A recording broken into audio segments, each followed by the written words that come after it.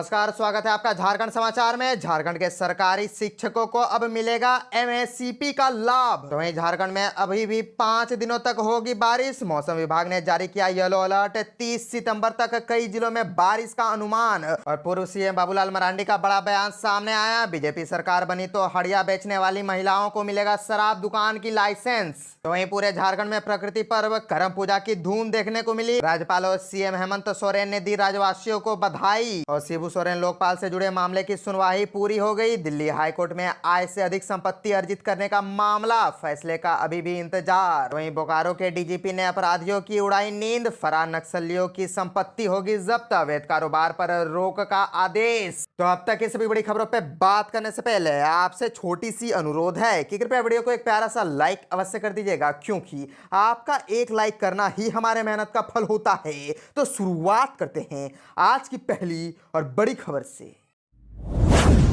इस वक्त की बड़ी खबर झारखंड से आ रही है, जहां झारखंड के सरकारी शिक्षकों को अब मिलेगा एमएससीपी का लाभ। दरअसल झारखंड के शिक्षकों को एमएससीपी का लाभ मिलेगा। इसके लिए झारखंड सरकार ने बिहार से सरकारी स्कूलों के दिए एमएससीपी की लाभ संबंधित जानकारी मांगी है। और बता दें कि स्कूली शिक्षा व साक्षरता विभाग के माध्यमिक शिक्षा निदेशक सुनील कुमार ने बिहार के प्राथमिक शिक्षा व माध्यमिक शिक्षा को पत्र लिखकर इसके संकल्प की मांग की है। निदेशक ने स्पष्ट किया कि झारखंड के शिक्षकों को अन्य राज्य कर्मियों के समान एमएससीपी का लाभ दिया जाना चाहिए। शिक्षकों को 10 साल, 20 साल और 30 साल की सेवा के आधार पर एमएससीपी का लाभ दिया जाना चाहिए। इसके लिए बिहार के शिक्षकों को दिए जा रहे एमएससीपी की जानकारी दी जाए, ताकि उसकी समीक्षा कर झारखंड सरकार अपने राज्य के शिक्षकों को लाभान्वित कर सके। बता दें कि शिक्षकों की प्रोन्नति और एमएससीपी के लाभ के लिए राज्य के शिक्षक संगठन लगातार सरकार पर दबाव बना रहे थे। शिक्षक संगठनों का स्पष्ट कहना था कि अन्य राज्य कर्मियों को सरकार एमएससीपी का लाभ तो देती थी, लेकिन शिक्षकों को राज्यकर्मी का दर्जा दिए जाने के बाद भी इसके लाभ से वंचित रखा गया। झारखंड के शिक्षकों को राज्य गठन के बाद भी अब तक 1 वरीय वेतनमान का लाभ मिला है, जो 12 साल की सेवा के बाद दिया गया था। 24 साल की सेवा पूरी करने पर मिलने वाले प्रवरण वेतनमान की प्रक्रिया अभी भी चल रही है।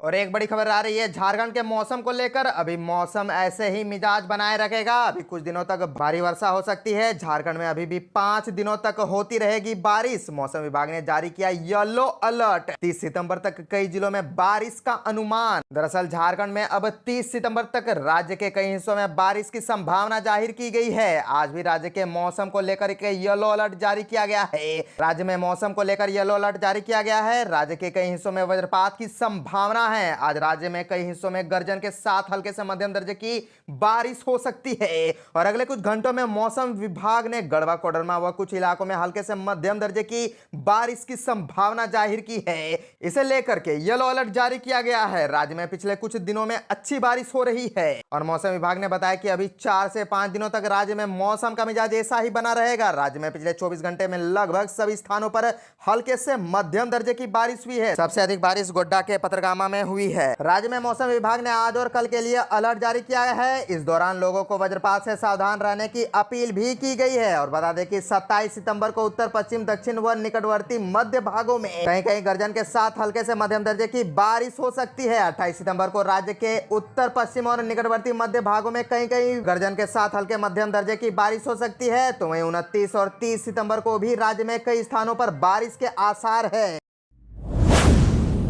पूर्व सीएम बाबूलाल मरांडी का बड़ा बयान सामने आया। उन्होंने कहा कि बीजेपी सरकार बनी तो हड़िया बेचने वाली महिलाओं को मिलेगा शराब की दुकान का लाइसेंस। झारखंड में भारतीय जनता पार्टी की सरकार बनी तो सड़क किनारे हड़िया बेचने वाली महिलाओं के नाम शराब दुकान होगी। ये बात गांधी मैदान में आयोजित भाजपा की संकल्प यात्रा के दौरान कार्यक्रम को संबोधित करते हुए पूर्व मुख्यमंत्री सह भाजपा प्रदेश अध्यक्ष बाबूलाल मरांडी ने कही। उन्होंने कहा कि प्रधानमंत्री नरेंद्र मोदी ने महिलाओं को देश में 33% आरक्षण देकर सम्मान देने का कार्य किया है। इसी प्रकार 2024 में राज्य में हमारी सरकार बनी तो महिलाओं को सड़क किनारे बैठकर बेचने की जरूरत नहीं होगी। उन्हें सम्मान के साथ विदेशी शराब दुकान का लाइसेंस भी दिया जाएगा। शराब दुकान की महिलाएं मालिक होंगी, मंच में भी पुरुष अब जगह खाली कर दे, क्योंकि 33% महिलाओं के लिए जगह रखना होगा। हेमंत सोरेन की सरकार में लूट खसोट चरम पर आ गया है।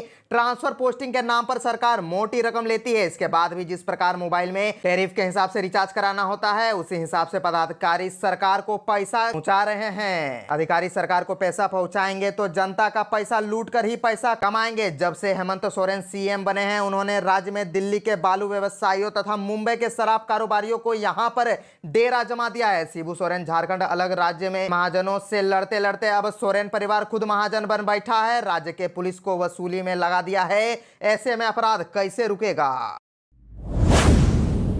पूरे झारखंड में प्रकृति पर्व करम की धूम देखने को मिली। राज्यपाल और सीएम हेमंत सोरेन ने करम पूजा की राज्यवासियों को दी बधाई। दरअसल प्रकृति पर्व करम की पूरे राज्य में धूम देखने को मिली। आदिवासी समाज के लोग धूमधाम से इस पर्व को मनाते हुए दिखे। करम की डाली को स्थापित कर महिलाएं उसकी पूजा करती दिखी। इस अवसर पर राज्यपाल सीपी राधाकृष्णन, सीएम हेमंत सोरेन संग कई ने राज्यवासियों को बधाई भी दी। राज्यपाल ने बधाई दी, कहा कि भाई बहन के अटूट प्रेम के करम पर्व को कर्मा भी कहते हैं। आदिवासी समाज के लोग पूरे विधि विधान से पूजा करते हैं। बहनें अपने भाइयों की सलामती और खुशहाली की दुआ मांगती है। इस पर्व के मौके पर राज्यपाल सीपी राधाकृष्णन ने सभी को बधाई दी। उन्होंने कहा है कि सोशल मीडिया एक्स पर लिखा है कि समस्त राज्यवासियों को कर्मा पूजा की बधाई। तो मुख्यमंत्री हेमंत सोरेन ने भी शुभकामनाएं दी। वहीं बाबूलाल मरांडी ने भी मंगल कामना की। बीजेपी प्रदेश अध्यक्ष बाबूलाल मरांडी ने सभी लोगों को कर्म पर्व की शुभकामनाएं दी। सोशल मीडिया एक्स पर उन्होंने लिखा कि सभी देशवासियों को प्रकृति कर्मा का बहुत बहुत बधाई। सभी के सुख शांति और समृद्धि की मंगल कामना करता हूं। डीजीपी ने अपराधियों की उड़ाई नींद, फरार नक्सलियों की संपत्ति होगी जब्त, अवैध कारोबारी पर रोक का आदेश। दरअसल डीजीपी अजय कुमार सिंह ने धनबाद और बोकारो के शीर्ष पुलिस अधिकारियों से माओवादियों व अपराधियों के विरुद्ध कारगर अभियान चलाने को कहा है। साथ ही फरार नक्सलियों की संपत्ति जब्त करने का निर्देश दिया है। समीक्षा के दौरान उन्होंने समय व स्थान बदलकर वाहनों की अचूक जाँच करने को कहा। उन्होंने बस, ऑटो स्टैंड व अन्य सार्वजनिक स्थानों पर पर्याप्त रोशनी की व्यवस्था कराने और सीसीटीवी कैमरे लगाने पर जोर दिया। पुलिस अधिकारियों से डीजीपी ने कहा कि इंस्पेक्टर से लेकर डीआईजी तक समय समय पर थाने का निरीक्षण करते हैं और करते रहें। दुर्गा पूजा, दीपावली व छठ पर्व आ रहा है। ऐसे में विधि व्यवस्था को बेहतर बनाए रखने का हर उपाय हो। राज्य या देश के बाहर बैठकर अपने गुर्गे के माध्यम से संगठित अपराध करने वाले गुंडे पर भी नकेल कसे। इसके विरुद्ध हर संभव कार्रवाई हो। जेल से बाहर आकर अपराधी अगर घटनाओं को अंजाम दे रहे हैं तो उनकी जमानत रद्द करने की दिशा में तत्परता दिखाए। बैठक में 5 से 10 वर्ष से लंबित चल रहे मामलों, सीसीए के तहत कितने प्रस्ताव भेजे गए, कितने स्वीकृति हुए आदि मामलों की भी समीक्षा की। हत्या, लूट, डकैती, चोरी, गृह भेदन, चेन स्नेचिंग, अपहरण, दुष्कर्म से लेकर अन्य अपराधों की भी उन्होंने जानकारी ली।